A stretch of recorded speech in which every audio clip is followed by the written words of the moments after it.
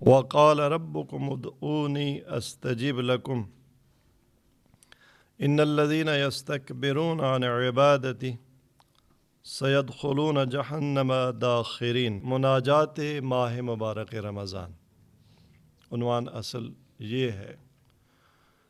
اگر آپ مفاتیح الجنان کو کھولیں تو شاید آپ کو مفاتیح کا ایک بہت بڑا حصہ وہ ماہ مبارک رمضان کے اعمال کا، اور اس میں بھی ایک بہت بڑا حصہ وہ دعاؤں کا ملے گا۔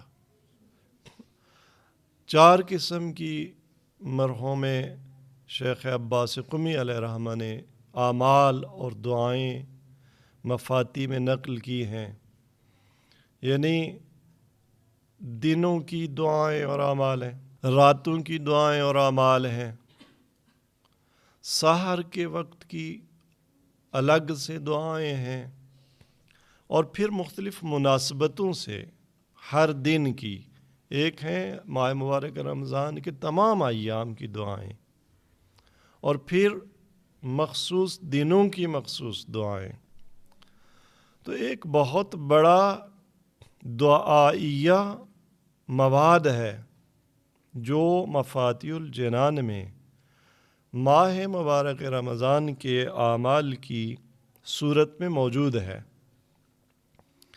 بنابراین اہم ہے ہمیں معلوم ہو، ہمیں راز کا پتہ ہو کہ کیوں اتنی تاکید ہے۔ انشاءاللہ اس موضوع پہ اپنے وقت کے مطابق ہماری گفتگو رہے گی۔ آج مقدمے کے طور پر چند جملے اس آیہ کریمہ سورہ مبارکہ غافر کی نمبر 60 کے ضمن میں، جس میں ارشاد پروردگار ہوا وقال ربکم، اور تمہارے رب کا فرمان ہے کہ ادعونی، مجھ سے مانگو۔ یہ اللہ تبارک تعالیٰ کا حکم ہے، ادعونی امر ہے، یعنی جس طرح سے نماز کا امر ہے، نماز حکم ہے کہ نماز پڑھو، حج کا حکم ہے، روزے کا حکم ہے، اسی طرح سے دعا کا بھی حکم ہے، اور واجب ہے بے ایمانہ دعا بھی کہ کم از کم نماز کے اذکار میں بھی دعا ہے، بلکہ نماز کو صلاۃ کہتے ہیں عربی میں، اور صلاۃ کا ایک معنی ہی پکار ہے، دعا ہے، مانگنا ہے۔ تو کم از کم نمازوں میں، واجب نمازوں میں، وہ تو واجب ہے، وہ دعائیہ کلمات جس میں ہم اپنے رب سے مانگتے ہیں، اور اس کے علاوہ بہت تاکید ہے۔ ایک طرف فرمایا مجھ سے مانگو، دوسری طرف فرمایا کہ جو لوگ میری بندگی سے تکبر کرتے ہیں، مانگو جو تکبر کرتے ہیں کہ اس سے میری عبادت سے۔ تو اس سے کیا نتیجہ نکلتا ہے کہ یہ مانگنا عبادت خدا ہے، خدا سے مانگنا خود یہ بھی بندگی ہے۔ کیوں؟ بھلا بندے ہی تو مانگتے ہیں نا اپنے مولا سے، غلام ہی تو اپنے آقا سے مانگتے ہیں، جو نہ مانگے تو کیا مطلب؟ مولا نہیں سمجھتا، آقا نہیں سمجھتا، میں کیوں مانگوں، اس سے مانگوں۔ ہم اپنی روزمرہ زندگی میں بہت سارے لوگوں سے نہیں مانگتے، آر سمجھتے ہیں۔ کیوں؟ اس لیے اسے اپنا مولا نہیں سمجھتے، اسے اپنا آقا نہیں سمجھتے، اسے اپنے برابر سمجھتے ہیں، اپنے آپ سے گھٹیا سمجھتے ہیں، میں اس سے مانگوں۔ تکبر مانگنے سے کب آتا ہے؟ جب جس سے مانگا جا رہا ہے اسے یا ہم اپنے برابر کے لیول کا سمجھ رہے ہوں یا اپنے سے بھی کم لیول کا۔ لیکن ماں سے مانگتے ہوئے کبھی آر محسوس ہوئی؟ باپ سے مانگتے ہوئے، جسے ہم اپنے آپ سے برتر سمجھتے ہیں، لوگ رہبر سے مانگتے ہیں، اپنا چفیہ دے دیں، اپنی انگوٹھی دے دیں، اپنی ابا دے دیں، اور اس مانگنے کو فخر سمجھتے ہیں۔ کیوں؟ وہ ہستی بلندر ہے، اسے اعتراف ہے کہ میں اس سے مانگوں، یہ مجھے دیں، تو سب سے برتر کون ہے؟ خدا۔ لہذا خدا نے حکم دیا مجھ سے مانگو، استجب لکم، میں تمہاری دعا پوری کروں گا۔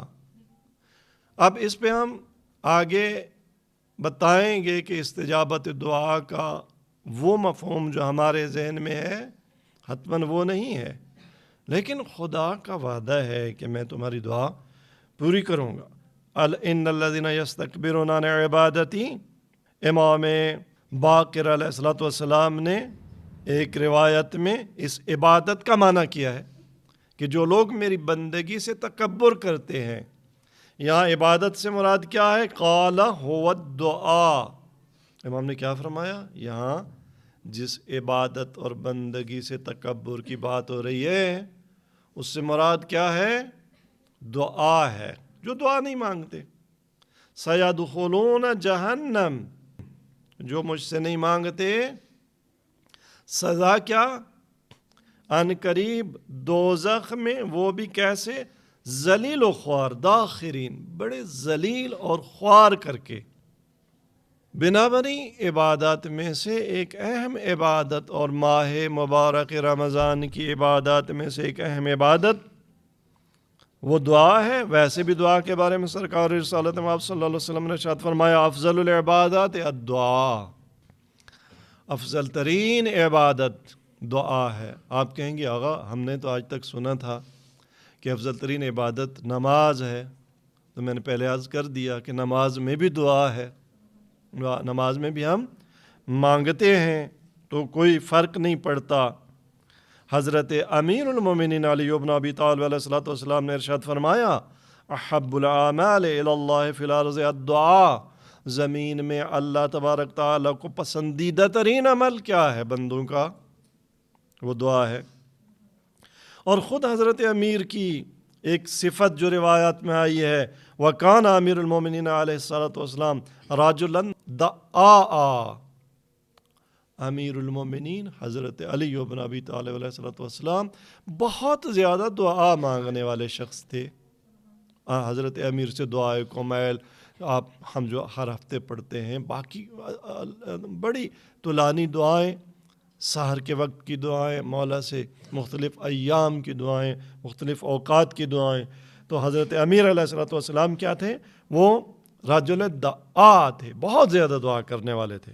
اب اس موضوع پر ہم زیادہ گفتگو نہیں کریں گے کیونکہ اس پہ ہم پوری تفصیل سے دعا کی اہمیت، اس کی ضرورت پہ ہمارے چینل پہ لیکچرز موجود ہیں، وہ لنک فراہم کر دیا جائے گا۔ تو سب سے اہم نکتہ جو آج ہم نے سیکھا وہ یہ کہ دعا واجب ہے، کم از کم نماز کی حد تک۔ ہم نماز میں بھی وہ پھر نماز پہ جب بولیں گے توفیق حاصل ہوگی، تو نماز کے اذکار میں کہاں کہاں دعا ہے۔ ہم ایاک نعبد و ایاک نستعین، حمد کے بغیر، سورہ الحمد کے بغیر کوئی نماز نہیں ہے، کیونکہ روایات اور فقہی مسئلہ ہے لا صلاۃ الا بفاتحۃ الکتاب، نہ فاتحۃ الکتاب سورہ حمد کا نام ہے دوسرا، فاتحۃ الکتاب کے بغیر کوئی نماز نہیں ہے۔ اور اس الحمد کی روح، اس کی جان، اس کا مرکز، اس کا محور کیا ہے؟ ایاک نعبد و ایاک نستعین۔ راوی کہتا ہے میں سن رہا تھا، بظاہر امام صادق علیہ السلام کے بارے میں ہے، ایک معصوم امام کے بارے میں ہے، کہ جب مولا اس آیت پہ پہنچے ایاک نعبد، تیری ہی بندگی کرتے ہیں، و ایاک نستعین، بار الہ تجھ سے مدد مانگتے ہیں، تو مولا نے 100 بار اس ایک آیت کو دہرایا نماز میں، 100 بار۔ تو دعا واجب ہے، اور پھر اتنی دعائیں جو ائمہ سے نقل ہوئیں، دعائے ابو حمزہ سمالی، دعائے افتتاح، اتنی لمبی لمبی دعائیں، دعائے عرفہ، جن پہ 2 گھنٹے ہمارے لگ جاتے ہیں، یہ ائمہ نے ایسے ہی تعلیم دیں یا نہیں ہمارے لیے تعلیم دیں کہ ہم پڑھیں، ہم ان کے مضامین سے آگاہ ہوں، یہ خاص اہتمام ہے۔ دعا ویسے انسان تنہائی میں مانگتا ہے، حضرت امیر رات کی تنہائیوں میں دعا مانگتے تھے، بھلا کسی کو سنانے کے لیے دعا ہوتی تھی، لیکن پھر کیسے نقل ہو گئیں؟